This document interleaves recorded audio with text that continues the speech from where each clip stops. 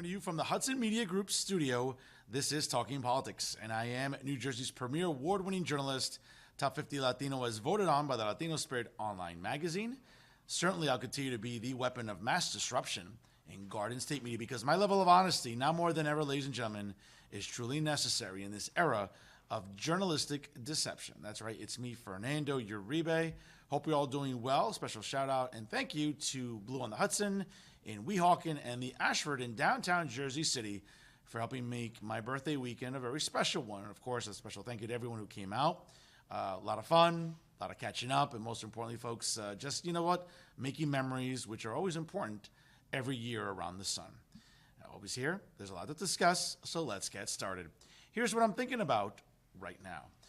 Folks, as you know, I have taken to task many Mickey Mouse journalists here in the Garden State liberal establishment media, whether they include Uncle David Cruz from NJ Spotlight News, certainly all the clowns at Insider NJ, which starts with their editor-in-chief, Max Pizarro, to Terrence McDonald, the editor of the New Jersey Monitor, as well as Charles Stile, one of the columnists for the Bergen Record via NorthJersey.com. But a guy that I usually have a lot of, sort of bones to pick with is the editor-in-chief of the editorial board of the Star Ledger via NJ.com, and that's, of course, little Tommy boy, Tom Moran. And without anyone's surprise, we figured, from time to time, Tom might lay low a little bit and not make an ass of himself like he usually does. But last week, he decided to sort of take sides about what's going on college campuses. And he came to the defense of President Holloway, coincidentally the president of my alma mater, Rutgers University. Let me just give you some context here about what Tom is so triggered by. So after the Rutgers protest that occurred on campus, apparently there are cheap shots being levied at President Holloway. So coming up later this week, President Jonathan Holloway will travel to Washington to face an inquisition in Congress led by a fire-breathing Republican who has already decided that he's a monster. Now, Holloway says U.S. Representative Virginia Foxx of the great state of North Carolina, quote, made shocking concessions to the unlawful anti-Semitic encampments. She says that Rutgers, quote, stands out for the intensity and pervasiveness of anti-Semitism on its campuses. And she blames Holloway and his team, not outside agitators, for nurturing the ancient hatred. Quote, Rutgers senior administrators, faculty, staff, academic departments, and centers, and student organizations have contributed to the development of a pervasive climate of anti-Semitism, which she's not wrong about because there is a lot of anti-Semitism on the campus of Rutgers University. Obviously, it's being perpetrated by a lot of faculty members and, of course, a lot of activists. Now, this description is a dark fantasy, according to Tom, dismissed as ridiculous by Jewish protesters who joined the encampment at Rutgers 2 weeks ago. Tom, just because maybe like 5 Jewish students decide to join the encampment doesn't mean that they speak for the overall Jewish student population at the State University of New Jersey. But again, this is how densely, this is how dense Tom Moran can be. Again, when you're 81, 82 years old, cognitively, you're not really at your best anymore. And that's really where, we see a lot of the nonsense coming from Thomas Moran. Now, of course, he goes on to say who joined the encampment and by a good portion of the Jewish faculty at Rutgers. No one I've talked to at Rutgers disputes that anti-Semitism is on the march in America and that college campuses are not immune. Well, you didn't talk to enough people, Tommy, because obviously we know that anti-Semitism is running rampant, not just at our local universities, but around the country. But this rush to weaponize events on college campuses and demonize people like Holloway is all about politics, which it isn't, Tom, but more on that later. Another reminder of how degraded our national conversation has become and how divorced from reality. Well, again, Tom, you're one to talk about really the divisiveness that exists in our current dialogue. You help, flame a lot of it, and you add kerosene to the fire every chance you can. So let's stop pretending like you're innocent in all this because you're not. Now, quote, according to David Koenig, a Jewish professor of English literature at Rutgers, who teaches at the New Brunswick campus, coincidentally, for the last 17 years, I'm not saying there's no anti-Semitism at Rutgers, but I've personally never seen it. Well, again, no offense to Dr. Koenig, we know it's alive and well. I was at the encampment and saw many Jews there. I get that it makes some people uncomfortable, but that's not the same as anti-Semitism. Now, Koenig is circulating a petition supporting Holloway and his handling of the student protests, gathering more than 500 signatures of Jewish faculty nationwide, including several dozen from Rutgers. Yes, nationwide. I'd like to see if you can get 500 signatures at Rutgers, David, but again, let's not lose sight of it. Now, granted, not everyone agrees. A polar opposite view comes from a Jewish professor of musicology at New Brunswick, Rebecca Cypress, who wrote a letter to Holloway signed by 72 Jewish faculty members at Rutgers, coincidentally, so far claiming that at Rutgers, quote, all I do is confront anti-Semitism. She says Jewish students have told her that some protesters at the encampment yelled at them, quote, murderers, and said, quote, Hitler would have loved you. One student was charged with making terroristic threats by Rutgers police after posting a death threat against an Israeli student in November. And what exactly qualifies as anti-Semitic? Well, we all know that Tom Moran can't define that, but I can. More on that later. The Hitler comment is an easy call, but Cypress has a broader definition, one that includes what she considers unfair criticism of Israel's conduct in Gaza. Exaggerating claims of Israel's wrongdoing, claiming Israel has no right to defend itself or its citizens, these are anti-Semitic and they're ethically wrong, she told me. Quote, Israel has expended great effort to minimize civilian casualties. By that measure, of course, most protesters against the war in Gaza are anti-Semitic, including those who are Jewish. Now, Holloway, a scholar of African-American history, is on the shortlist to serve as the next president of Yale University. These days at Rutgers, the smile is gone from his face, though. Smiling in the middle of this tempest is a miserable experience for him, he says. And it's not just the storm awaiting him in Washington this week, it's the shots he's taking from the cheap seats here at home as well. Well, again, I'm not going to force you to have to listen to any more of Tom Moran's column than you have to. But again, folks, here's a reminder to Tom Moran and a lot of the, I guess, left-wing leaning media in New Jersey that like to enable jihadists, because that's what they are on college campuses. Okay, as you can see there, plenty of footage I'll provide. But let me just give you context here, okay, about what Tom Moran will never call out. Okay, I've used this photo before, and I think it's important to sort of convey it once again. There's a photo in black and white there, as you can see, of Nazis standing on the steps of Vienna University in Austria in 1938. That's a horrible sight. Basically, really at the height of World War II, as Nazi Germany was slowly but surely spreading throughout Europe and taking over capitals in Western Europe. So we would see the impact of Adolf Hitler on college campuses and cities all throughout Western Europe at the early onset of World War II. Of course, fast forward now to 2024, and what you see there are Nazis with headscarves standing coincidentally on the steps of Columbia University. And what are they doing that's any different than what the Nazis did in 1938? And folks, I'm not being hyperbolic here, but when you start to think how the Holocaust ever started, when you start to think how anti-Semitism ever really began, folks, look no further than the fact that we haven't learned anything. Again, folks, as a history buff and as an educator as well, I love history because it's important to learn about the past. Because if we don't learn about the past, we're doomed to repeat it. Now, no one's saying that, hopefully, we're never going to see another Holocaust again. But folks, the amount of blatant and rabid anti-Semitism that is running rampant, not just in New Jersey, across the river in New York City, but throughout the country, yeah, that's very real. Okay? And while there isn't a Nazi army standing on the steps of any major American university, what we're seeing today are Nazis with headscarves. Folks, it's an election year, so of course, during 2020, yes, we had BLM, right? Of course, throwing hissy fits and looting, rioting, and vandalizing properties all across the country, both commercial and both public and private property, even government buildings, all in the name of a career criminal. But of course, fast forward 4 years later, well, it's just BLM, it's just a reboot, but now they're wearing headscarves. Because if you don't acquiesce to their positions, if you don't acquiesce to making sure that there's such a thing as a free Palestine, which, by the way, folks, there is no such thing as a free state of Palestine. It was never a state to begin with. So know your history before you start lecturing other people about history itself. But back to Tom Moran. And Tom Moran never once, if you ever watch his social media, which I really don't, but people bring it to my attention, or read his columns, Tommy has yet to ever denounce anything that's going on these college campuses. Again, look across the river at Columbia University, that once, I would argue, very prestigious university in the Ivy League. Well, we've all learned, folks, that anyone who can get into the sort of more prestigious schools in the Ivy League, well, Columbia just becomes your safety school. So if you can't make it into Princeton, Harvard, Yale, or Brown, well, if your grades are good enough, they'll take you at Columbia. And that's a known fact. That's not me being slanderous of Columbia grads or anything else, but that's just the truth. Anyone in the Ivy League will tell you the same thing.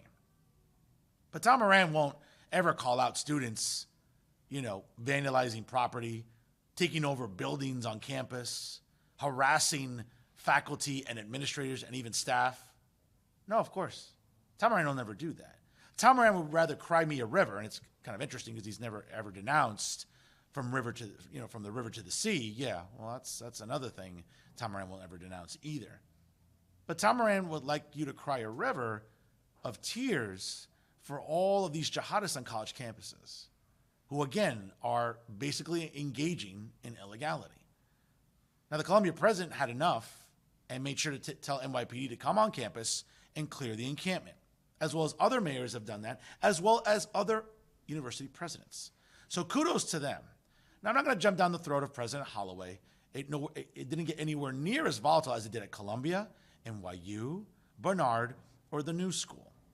But folks, if you look at the photos and you look at social media content about the encampments at Rutgers, yeah, folks, there was plenty of anti-Semitic rhetoric there.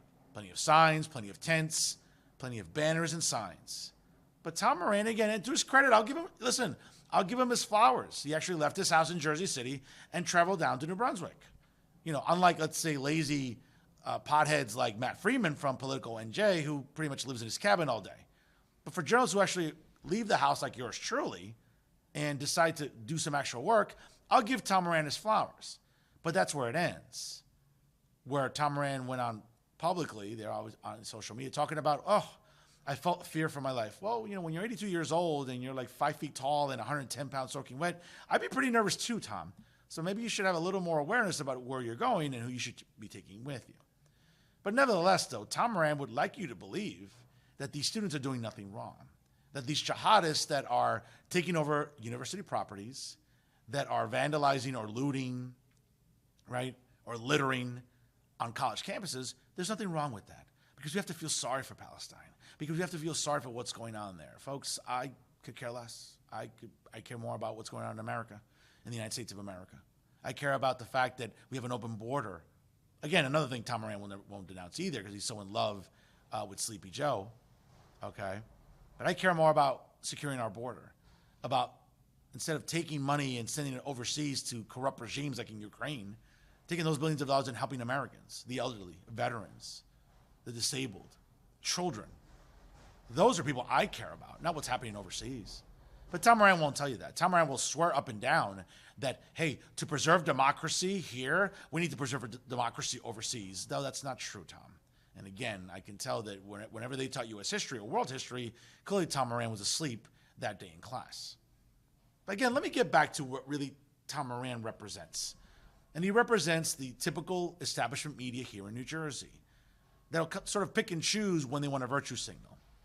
Because when it comes to a time to denounce all these jihadists on college campuses, yours truly has done that. See, I've taken the drive out to Columbia University. I've stood there on campus, near the protests, near the police presence, and seen all this jihadists spewing disgusting rhetoric, acting like, again, folks, have you ever noticed that our college campuses have basically become a hotbed and a factory to sort of encourage students to hate this country? Well, we're seeing anti-American and anti-Semitic faculty members pretty much brainwashing our kids who are paying tens of thousands of dollars to go to these prestigious colleges and universities, and they're being taught to hate the United States, to subjugate themselves to an oppressive religion like Islam, which we all know, folks, if we look across the ocean and we look at a lot of Islamic societies, we know what Islam makes people into. And we know what Islam does to governments when they become theocracies. We're not living in a theocracy, despite what Tom Moran might tell you. But folks, if there's ever a time to denounce what jihadists are doing on college campuses, it's now. I'm proud to do that. But then again, folks, I have something that's called integrity. It's a pretty difficult four-syllable word for a lot of people. And for someone like Tom Moran, well, he struggles with a lot of words. But one word that really he struggles with is integrity. Because, folks, this isn't a prediction. Here's a spoiler. When it comes to Tom Moran, of course he struggles with integrity. He doesn't have any. And that's something we've always known, and he makes it more apparent each and every week. And that's what I'm thinking about right now. And now some local stories for your consideration. A special thank you to fellow Rutgers alumnus and a member of the Pinnacle, along with being the editor of the Hudson County View, John R. Highness, for his reporting on this very important story.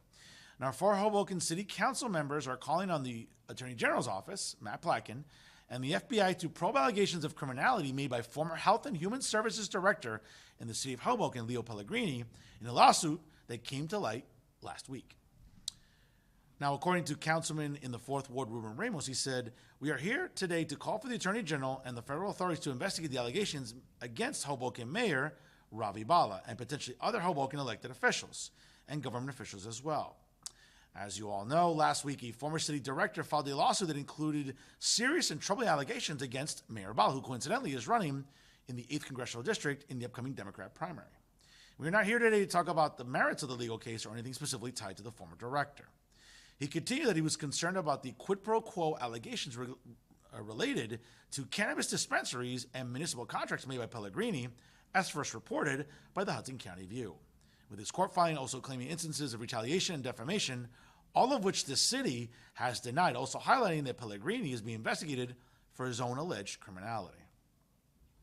Ramos also wanted to say, quote, "As elected officials and residents of the city of Hoboken, if any wrongdoing took place in our city, no matter who is doing it, we have to call for an investigation. It's our duty, and we called for an investigation, just as we called for an investigation when the director and his alleged wrongdoing that led us to this meeting today." Staying with Ramos was Council President Jen Giattino, who did not speak during the short press conference, but also joining Ramos was 1st Ward Councilman Paul Presenzano and 2nd Ward Councilwoman Tiffany Fisher. Presenzano also went on to say, quote, "As the newbie up here, it's really important to me that taxpayer dollars are well protected, that residents know what's going on inside City Hall, and that if there are things that are that they're identified and corrected." Additionally, Fisher, who has fought against the opening of the Story dispensary in her ward, said that allegations of Bala doing political favors for Jersey City Mayor Stephen Fulop and also current Democrat gubernatorial cabinet, that his wife owns the actual dispensary building, have been referred to the Attorney General's office by the New Jersey Cannabis Regulatory Commission. Now, Pellegrini expressed support for Story at the January 24th, 2022 Hoboken Cannabis Review Board meeting. He claimed in the lawsuit that Bala pressured him to vote yes, according to an audio recording of the session. Now, folks, again, I don't want to sort of, get into more logistics of it. Of course, more and more details and facts will continue to present themselves. But, folks, does this shock you about the city of Hoboken? And does this shock you about Mayor Ravi Bala, who we know that for years has struggled with ethics? There have been ethics complaints against him, levied not just by the New Jersey Bar Association, but the New York State Bar Association. Folks, we've seen the accusations out there. And not just, listen, now people can say that, oh, look at the timing of this, 2 or 3 weeks before the upcoming primary that Ravi Bala has against the current incumbent, freshman U.S. Representative Rob Menendez out of the 8th Congressional District. Now, I'm not going to sit here and tell you that the timing is weird or it's a little fishy or it kind of raises some questions. I'm not going to do that. Investigation is an investigation. But credit to Leo Pellegrini for a guy that has enormous courage to bring this forward. Folks, I'm pretty sure that something like this, a lawsuit like this, isn't just compiled over the weekend, okay? You're gathering information, discovery, documents, recordings of any kind, and once you decide to file, boy, that's where the trouble starts. And let's see what happens here to Leo Pellegrini. I mean, he's nowhere to be found. I know he's speaking through his attorney, who has made some media appearances, but very, very few. And we'll find out what happens in the city of Hoboken. But if we've learned anything about ethics problems with Ravi Bala, this might just be the tip of the iceberg. Of course, we've seen some of his other ethical transgressions, and we've seen those come to light. But if this specific lawsuit is everything that he claims to be, folks, Ravi Bala, well, let me just say this. I don't know what his favorite color is, but he might be looking at the color orange for his foreseeable future. Now to another local story, and let's sort of, abandon politics for a minute, but let's applaud wonderful young people as Hudson County Community College recently graduated its most graduates in quite some time. And a special thank you to Ron Zentlinger, the editor of the Jersey Journal, for his reporting on this story. And the Hudson County Community College graduating class of 2024 put their 1,532 best feet forward last week, ready to tackle the next chapter of their lives. A class of 1,500 plus, a record for the two-year school within the campuses of Jersey City and Union City, received their diplomas during the school's 47th commencement ceremony, which took place at the Red Bull Arena in western Hudson County in Harrison, New Jersey. Now, according to President Christopher Uribe, which, by the way, folks, just in case you're curious, Dr. Uribe will be joining me on my other media program, Real Talk with Fernando Uribe, via Jersey First TV later on in the month of June. So you definitely want to put that on your calendars. It'll be quite an interesting conversation once again with Dr. Uribe. He wanted to say, quote, as members of the HCCC class of 2024 and they embark upon their next journey, we are confident they will continue to demonstrate the resilience and leadership that characterize them as Hudson County Community College students. Whether they are beginning new careers or continuing academic studies, we know our graduates will achieve great things and make us all proud. Now, the commencement festivities were led by Lisa Dougherty, the Master of Ceremonies and Senior Vice President for Student Affairs and Enrollment. The order of exercises included opening remarks by student alumni, Representative Sally Uluwar, greetings and introductions by Uribe, the president himself, HCCC Board of Trustees Chairman William Netcher, and Hudson County Executive Craig Guy, and the presentation of graduates by Darrell Jones, the Vice President for Academic Affairs. Netcher went on to say, quote, these graduates have overcome challenges and navigated uncertain times. Through it all, they have persevered with strength and determination, emerging stronger and more prepared to take on the world that awaits them. Folks, I got to tell you, these students did endure a lot of challenges. Going to school during a hybrid setting, during COVID, at the height of the pandemic, not knowing really whether or not they get back to physical classes at the Jersey City campus and the Union City campus, which, by the way, I've actually taught at both campuses, and they're absolutely beautiful. Wonderful buildings, amazing facilities, and really excellent faculty and staff there. But I have to tell you that these students have gone through a lot. Whether or not they suffered learning loss, whether or not they had to deal with anxiety and everything else that went into dealing with your academics during the pandemic.